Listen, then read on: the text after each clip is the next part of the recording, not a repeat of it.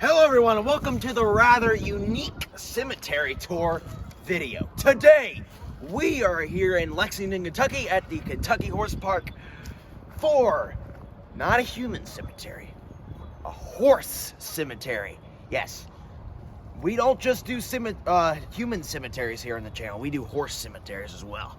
So as you can see right back there, we have the burial site of Man of War, one of the greatest race horses of all time. He's buried back there and a lot of his relatives. So, this right here, you can check out the sign. We got Man of War and Isaac Burns Murphy Memorial. So, this guy was a jockey. We'll get into him later. This is the memorial. So, he lived from 1917 to 1947. A lot of his offsprings are buried here, too. War Admiral, War Relic, Bush, I don't know how you say that. War Hazard, War Kilt, and then Isaac Burns Murphy, who was one of the most famous jockeys, one of the greatest jockeys to ever live. As you can see right here, this is some information about Man of War. Greatest racehorse and leading money winner of his day, winner of 21 races, with a lifetime earning of almost $250,000 in the 1910s. International Museum of the Horse. It's freezing cold. Alright. Here it is. I got a big statue up here for me. Now this is not what I was expecting. I was expecting like your average cemetery thing, but apparently this is a bit different. It's actually inside the horse ground, so if you want to visit this, you have to go into the horse park. Luckily, since it's February right now, we actually got it for free. You would probably normally have to pay to do it in the summer. Man of War. Dang, this looks sweet. This horse is a freaking legend. So look, you got graves all around here. Man of War right here.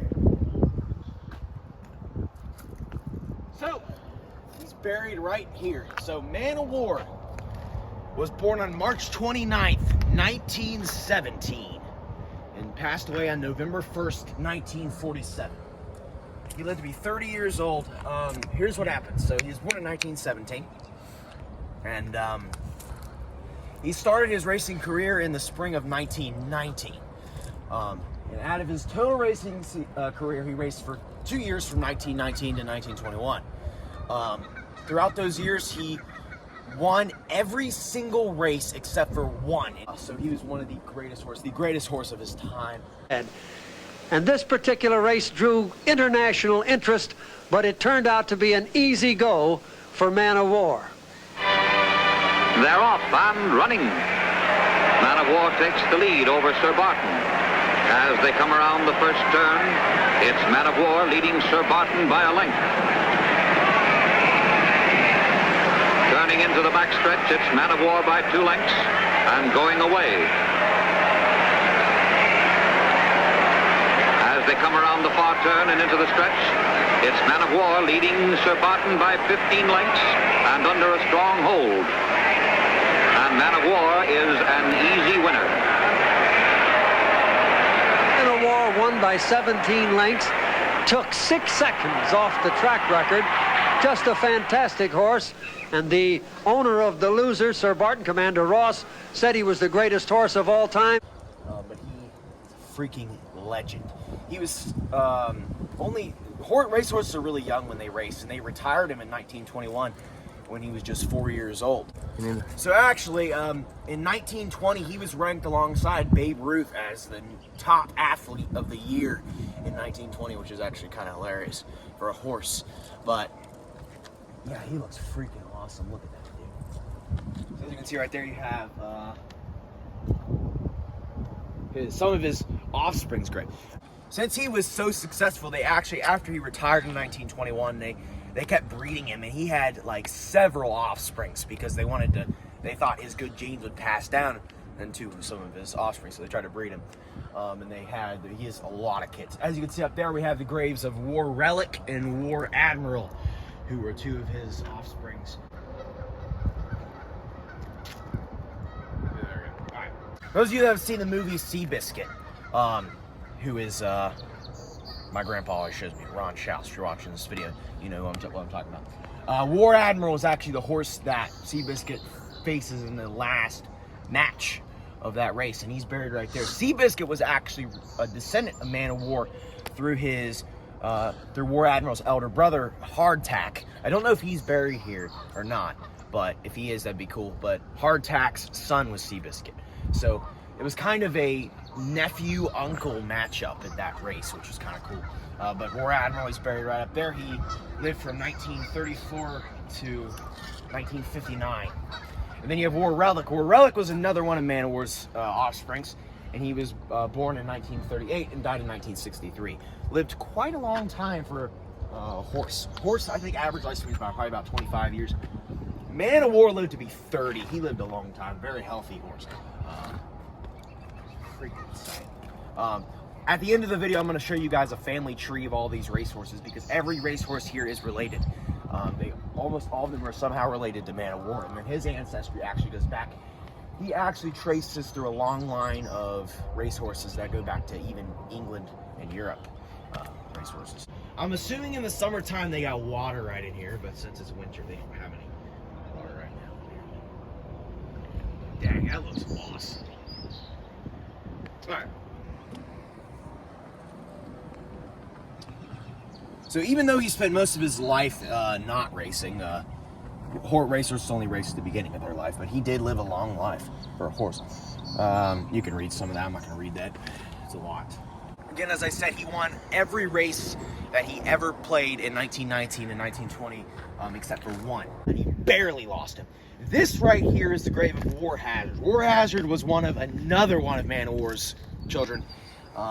Again, like I said, Man of War was such a successful horse that they bred him a lot because they thought the good genes would pass down. So this is War Hazard. He only lived to be about 6 years old. He was the winner of the Alabama Cup or whatever it is. War Hazard. Also, he was also the brother of War Admiral and War Relic there. And here's War Kilt. This is another one of Man of War's children. One of the many children that he had. He lived from 1943 to 1956. He actually lived to be 13. Man of War, Friars Karst, the winner of the Demoiselle Stakes. I'm not sure if I pronounced that right. I'm not too familiar with horse races, but that's actually pretty cool. So, and then up here we have Russia. Russia was another. Or was this, this might have been War Admiral's son. I don't know. I think this might have been another child of Man of War. I'm not too sure on that, but he lived from 1929 to 1956. One of the longer living ones actually living to be 27. So that's not bad. So I'm pretty sure Brushup, War Hazard, War Kilt, all these three guys, War Relic and War Admiral, are all descendants of Man of War. He had that many offsprings. It was kind of insane. But dude, this is sweet. Now, it is not just horses buried here, because over here we have Isaac Burns Murphy. Isaac Burns Murphy was one of the most successful, still considered by many to be the best jockey to ever live. And he's actually buried right here, as you can see right here. Isaac Burns Murphy was born to America Murphy in Clark County, Kentucky in January of 1861. After the emancipation and the death of his father in the Civil War, his father died in a Confederate prison in 1865. Shortly after the Civil War ended, he was in prison in the Confederate States of America, and he actually got killed at the prison. I'm not sure if he died of disease or what killed him, but he did, which is kind of sad. And Isaac was only about 4 years old at the time. The American community, including America, realized the importance of the education of strong moral and religious convictions of their children were to be successful adults. When Isaac was just 13, America developed tuberculosis. Who's America? I feel like that's a person. His mom, I think. Oh, it's his mom, yeah. His mother developed tuberculosis, realizing that her death was imminent and that her son would need a profession. God, I can't read. Anyway, so that's what happened. So here's him. So he was racing in the 1890s. He was a big jockey. And did I mention he was actually African American? So this is actually huge.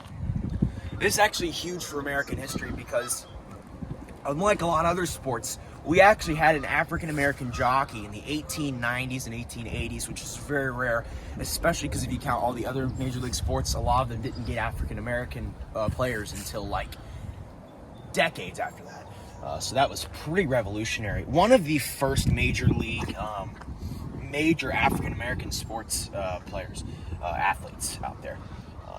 Obviously right here. His horse name was Salvatore, and Murphy defeated Tenney in the famous 1890 Suburban Handicap, and is illustrated with the Courier and Ives print from 1891. He was the first jockey inducted to the National Museum of Racing Hall of Fame. A 44% win record remains the best of all time, so he's actually still holds the record for best jockey of all time, even over 100 years later. The first jockey to win 3 Kentucky Derbies in 1884, 1890, and 1891. And he won 4 American Derbies in 1884 to 1886 and 1888. And he won 5 Latonia Derbies from 1883 to 1886, all those years in between, and in 1891. And he's buried right here. He was originally buried somewhere else, but they moved his body here, him and his wife. They moved his body right here, Lucy Carr Murphy. That's kind of hilarious. He actually died in Abraham Lincoln's birthday. And we just filmed a thing yesterday about Abraham Lincoln, which will come out in a few days. So here's a quote at the top. I am as proud of my calling as I am oh my God. I am as proud of my calling as I am of my record, and I believe my life will be recorded as a success. Though the reputation I enjoy was earned in the stable and in the saddle. So that was freaking awesome. So January 1861 to February 12th, 1896. He didn't even live that long. He only lived to be about 35. He retired in 1895, and then he shortly after developed pneumonia and then passed away a year later. So kind of sad for that. That happened. So he was actually born a slave. Holy crap, that's actually awesome. Oh yeah, it did say he was born in Kentucky. Kentucky was a slave state. So you get the little Civil War history going here. So that's actually awesome. Isaac Murphy became the most celebrated sports figure in America and arguably the greatest jockey to ever grace the nation's tracks. His skills in the saddle were surmounted only by his honesty and integrity. Dang, that is what an accomplishment. I didn't even know that. That's actually awesome. So check this out. So we got Man of War, we got Isaac Murphy, and we got all of Man of War's offspring buried in this area. Again, if you ever find yourself in Lexington, Kentucky, highly recommend check this out. This is actually a very unique cemetery and a very historic one. All right, the last grave we're showing today, I actually don't know if this is a grave or not, but that's the Secretariat right here, the legendary thoroughbred champion. 1970 to 1989, and he is widely known as the best racehorse to ever live. He actually had a better track record than Man of War himself. But I don't know where he's buried, but they made this bronze sculpture over here. Let's check this out. This thing. Actually, this thing. Well, so with that, thank you guys for watching. Be sure to comment, like, subscribe, and I'll see you guys next time. Goodbye.